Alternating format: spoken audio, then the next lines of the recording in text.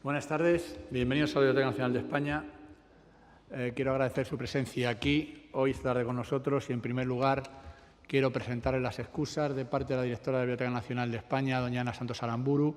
No puede acompañarnos hoy, como sería su deseo, por compromisos previos ineludibles, y también de última hora presentarles las excusas de parte de doña Agustina Peretti, la directora nacional de Promoción de Exterior de la Cultura de la República Argentina. Su deseo, me consta y lo sé, es venir, llega, está viniendo, pero el tráfico en Madrid a estas horas, como saben, es imposible y se va a retrasar un poco. Entonces, para no tener a ustedes esperando, para no tener esperando al público que tenemos en streaming, vamos a comenzar el acto. Como saben ustedes, en estos días, entre el 4 y el 6 de octubre, se está celebrando aquí en Madrid, en el IFEMA concretamente, la Feria Internacional del Libro en su 35ª edición del IBER. Como saben, es la feria más importante, la feria internacional más importante del libro en español, promovida por la Federación del Gremio de Editores de España, que además este año tiene como país invitado de honor a la República Argentina, un país con el que, como saben, tenemos profundas relaciones a nivel histórico, cultural y lingüístico. Bueno, pues con motivo de esta presencia de Argentina en LIBER, para la Biblioteca Nacional es un placer acoger un ciclo que hemos dado en llamar Encuentros con la Literatura Argentina.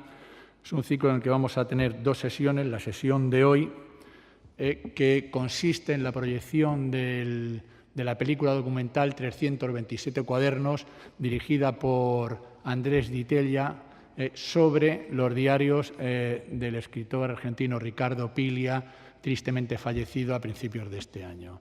La siguiente sesión será mañana y, bajo el título Confesiones, historias de mi vida privada, contaremos con la presencia de Cecilia Sperling y de Patricio Pron. Entonces, yo nada más que decirles, les dejo precisamente con la persona que mejor nos puede introducir la sesión de hoy, que no es otra que Andrés Di Tella, el director y guionista de la película documental 327 cuadernos, para el que les pido un aplauso de bienvenida. Muchas gracias. Bueno, muchas gracias. Gracias por estar aquí. Gracias al Ministerio de Cultura de Argentina y al IBER y a la Biblioteca Nacional. La verdad que es un orgullo estar acá. Vamos a hacer una cosa un poco extraña, que es, voy a hablar ahora para introducir un poco, explicarles el contexto de la película. Quizás algunos pensarán que no hace falta, entonces me sumo a las excusas.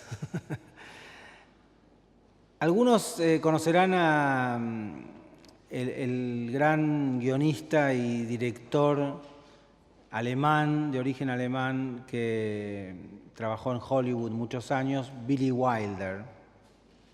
Billy Wilder escribió en sus memorias una especie de sutil y un poco irónico homenaje a su maestro, con quien había trabajado en Alemania, Ernst Lubitsch, un gran director también. Y en sus memorias lo que dice, cuenta un detalle, que es: durante muchos años en mi máquina de escribir, donde escribía los guiones, tenía un cartelito pegado que decía ¿qué habría hecho Lubitsch? Es decir, ante la duda pensaba en Lubitsch. Y yo de alguna manera puedo decir que tengo, no sé si pegado al lado de la cámara o en la isla de edición, un cartelito muy parecido que dice ¿qué habría hecho Ricardo Piglia? Porque puedo decir, de verdad, sin exagerar, que la influencia de Ricardo Piglia, su obra y también su persona en la amistad de, yo creo que son casi 30 años de amistad, ha sido muy profunda su influencia en mi propio trabajo y quizás en mi propia persona. porque realmente no solo en cada momento que estoy escribiendo un guión o editando en el montaje de una película, realmente pienso en cómo habría hecho él las cosas. También hemos tenido una colaboración así de mostrarnos. Yo le he mostrado películas en proceso, él me ha mostrado textos también en proceso. Entonces ha sido un intercambio, o sea, para mí un lujo como increíble. Y todo empezó hace realmente 30 años. Yo era un joven periodista. Bueno, es una vergüenza más, pero todos hemos sido periodistas. Perdón. Se me ocurrió hacer una serie de entrevistas a guionistas. Entonces Ricardo Piglia era una especie de falso guionista en ese momento. Había colaborado estamos hablando de los años 80. Luego él escribió algunos guiones. Nunca le fue demasiado bien en el cine, hay que decir, pero era muy, muy fanático del cine. Ricardo veía una película por día. Nosotros a veces bromeábamos que yo leía demasiado y él veía demasiadas películas. Pero nunca conocí un escritor que viera tantas películas. Yo creo que, al menos en la Argentina, no hubo nadie que supiera tanto, por ejemplo, del cine americano de los años 40 y 50 como él, porque veía, o sea, todos los días veía una película, era increíble. Entonces, se me ocurrió meterlo entre los guionistas en esa nota para un periódico. Y entonces fui y lo entrevisté. Para mí, bueno, yo lo había conocido una vez, pero fue como realmente la primera vez que hablaba con él. Una larga charla. Y él me pidió al final si por favor podía mandarle la transcripción antes de publicarla. Que, bueno, no es usual, pero digamos, no tuve problema, se la llevé, rápidamente escribí, se la di. Y al día siguiente pasé a buscar sus correcciones. Y él me dijo, bueno, por si hay algún título que me equivoqué o alguna frase poco feliz o algún insulto indeseado. Y entonces, bueno, voy, retiro el papel y cuando llego a la redacción del periódico veo que no es la charla que habíamos tenido. Escribió un texto nuevo que reflejaba algo de esa conversación, pero de una forma sintética, con alguna anécdota que no había contado, con casi un elemento poético. Y eso se publicó en el periódico como una entrevista que le hacía un periodista. Y en realidad era un texto original de Ricardo Piglia. Entonces eso para mí fue una enorme revelación acerca de lo que se puede hacer con las formas. Es decir, en este caso, la forma de la entrevista. Es decir, lo que es presuntamente documental. ¿No? Que no faltaba la verdad en el sentido de que reflejaba su pensamiento sobre el guión, era como una síntesis mejorada de nuestra conversación, pero estrictamente, si uno se atuviera a cánones periodísticos, era una especie de falsificación. Entonces ahí fue algo que me impactó mucho y que me dejó pensando acerca de la importancia de la forma y la expectativa del lector. Entonces, en la película que ustedes van a ver, ahora les voy a contar cómo empezó el proyecto, que fue muy largo. Hay un momento, eso es un poco spoiler, pero bueno, los que no quieren, tápense los oídos. En un momento Ricardo dice, bueno, estoy pensando algo que por ahí es una locura, pero estoy pensando firmar los diarios o atribuirle los diarios, mejor dicho, a un personaje de ficción que se llama Emilio Renzi. Pero no sé si lo voy a poder, no sé si me voy a animar, porque es como mi vida desaparecería, la realidad de mi vida. y sería una obra de ficción. Estaba dudando. Emilio Renzi, para los que no lo saben, es como el alter ego literario de Riccardo Piglia. Ricardo, de hecho, su nombre completo es Riccardo Emilio Piglia Renzi. Entonces es un seudónimo bastante transparente. Pero los diarios finalmente salieron publicados, de hecho ahora hace un par de semanas salió publicado el tercero y último volumen, como Los diarios de Emilio Renzi, firmado Riccardo Piglia. Entonces ese pequeño desplazamiento parece característico también de la obra de Riccardo Piglia, que nos hace pensar, así como me sucedió a mí con esa nota periodística que yo le hice, que era real pero no era, pero a la vez expresaba una verdad que quizás la transcripción farragosa que yo había hecho de la conversación literal traicionaba el espíritu de esa conversación, porque la conversación a veces es un momento que no alcanza con simplemente reflejarlo con un registro fiel de las palabras, sino hay que saber captar el espíritu de ese momento, ¿no? Entonces yo creo que en el documental pasa algo así, hay una construcción. De hecho, esta película es un documento, y un documento un poco desgraciado, ya van a ver, sobre la vida de Riccardo Piglia, un momento muy importante donde él se pone a revisar por primera vez estos famosos cuadernos que constituyen su diario, pero a la vez yo lo veo como una fábula, donde sí, se trata de Riccardo Piglia, pero si ustedes no supieran, quizás alguno en la sala no sabe quién es Riccardo Piglia, yo diría que no importa, casi mejor, porque se trata de alguien, un personaje, que está lidiando con su memoria, con su pasado. Y la memoria, el pasado, es lo que nos constituye, es decir, es un poco lo que somos.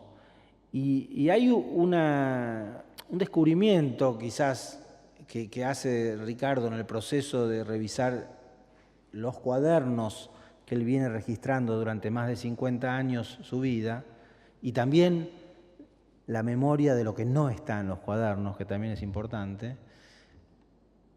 Él descubre que la memoria no está quieta, es decir, el pasado no está quieto, el pasado se mueve y es interpretable, y en la medida que nosotros lo recordamos o lo leemos, en este caso en el registro de un diario, cambia, está vivo, y por lo tanto nosotros también cambiamos, el presente.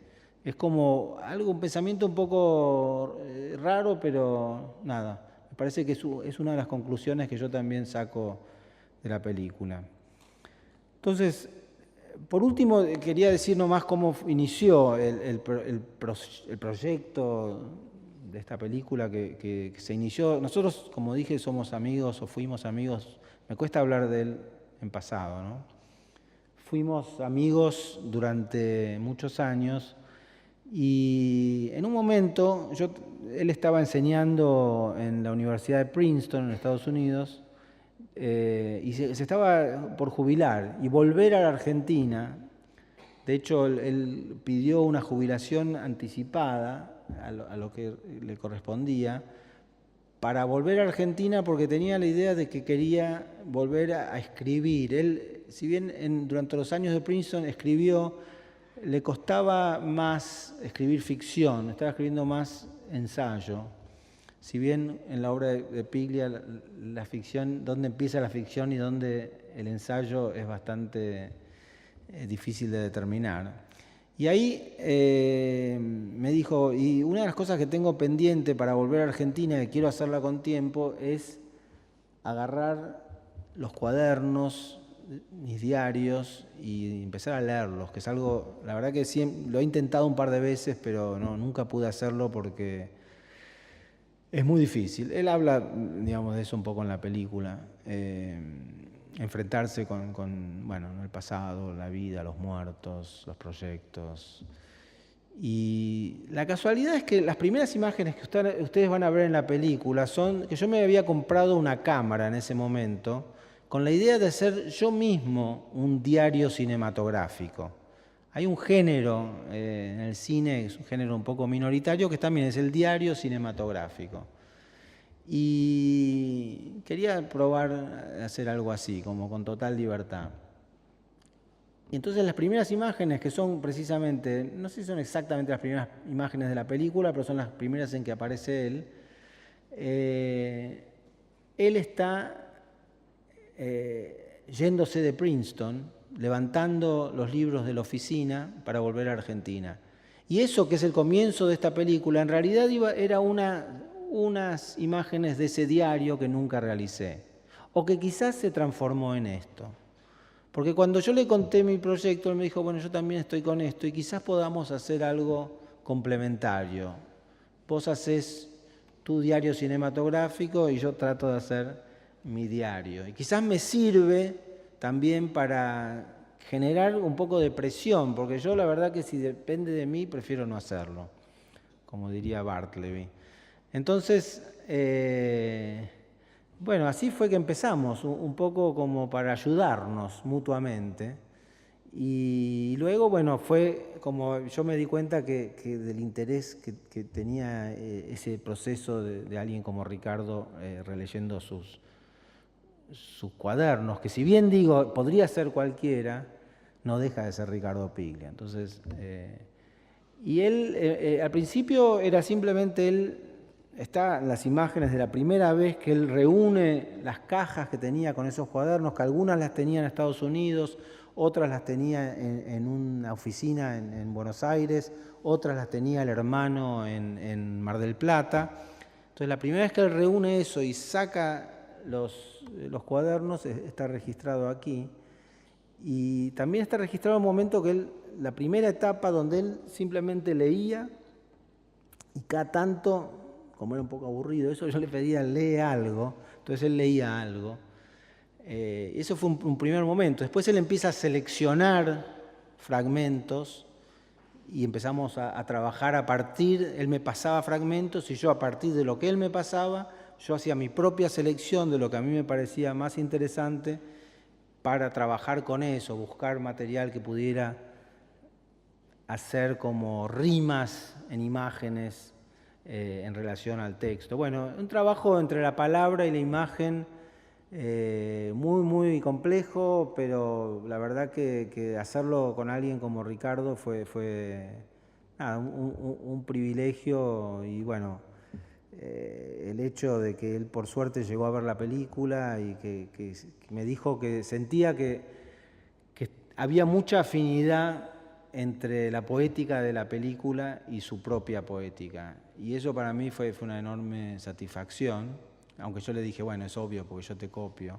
pero no, y de verdad, lo bueno es que como él es escritor, yo puedo copiarlo en el cine y no se nota tanto.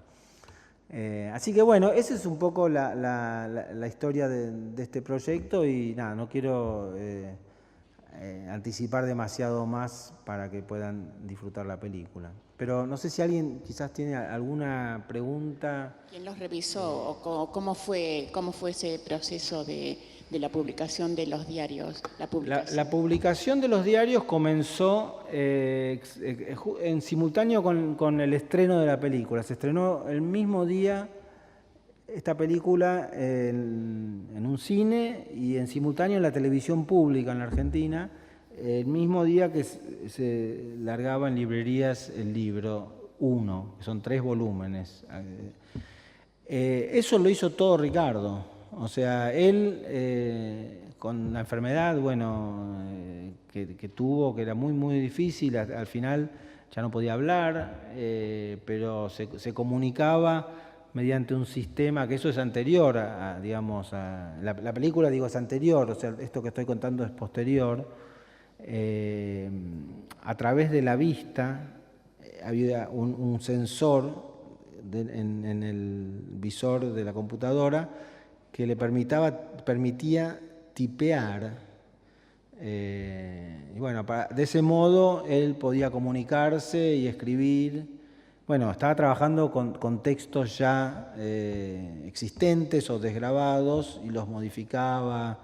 Entonces él controló eso hasta el final, o sea, los 3 volúmenes fueron, digamos, controlados con él. Quizás el último, que es el que salió la semana pasada, que yo no lo he leído aún, es el que fue hecho bajo condiciones más adversas, pero luego hizo otros libros. Hay 3 o 4 libros más que él trabajó más que nunca. En ese sentido, para mí fue algo como increíble también de una fuerza de espíritu de mantener ante la extrema adversidad, de alguna manera salvarse mediante el trabajo, ¿no? Así que es bueno, una historia por un lado muy, muy triste, por otro lado creo que sí, también tiene algo para mí de ejemplar su actitud y de jamás querer dar lástima. Una persona que aún estando pésimo, lo único que le importaba era que uno no se sintiera incómodo, ¿no? Entonces hacía bromas, la verdad que nada, me emociona un poco pensar en eso. Pero si él llegó a ver el documental. Sí, lo comenté recién, o sea, él lo vio, digamos, prácticamente terminado, y porque él tuvo mucho que ver en el proceso, o sea, muchas de las ideas parten de conversaciones con él y cosas, por ejemplo, el final fue una idea de él, no se lo voy a anticipar ahora, pero cuando lo vean van a pensar. Y eso, se emocionó y fue algo, nada, para mí eso de que él dijera que sentía que la poética de la película era afín a su propia poética, me parece que era un poco lo que yo estaba buscando.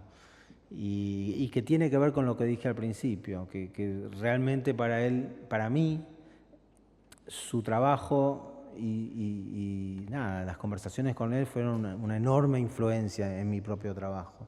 Entonces no es de extrañar que él encuentre que la poética de la película tiene que ver con su poética.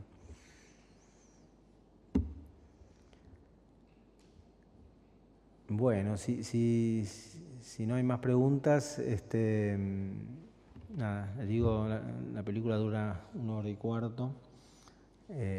Nada, espero que la disfruten. Muchísimas gracias. Hasta luego.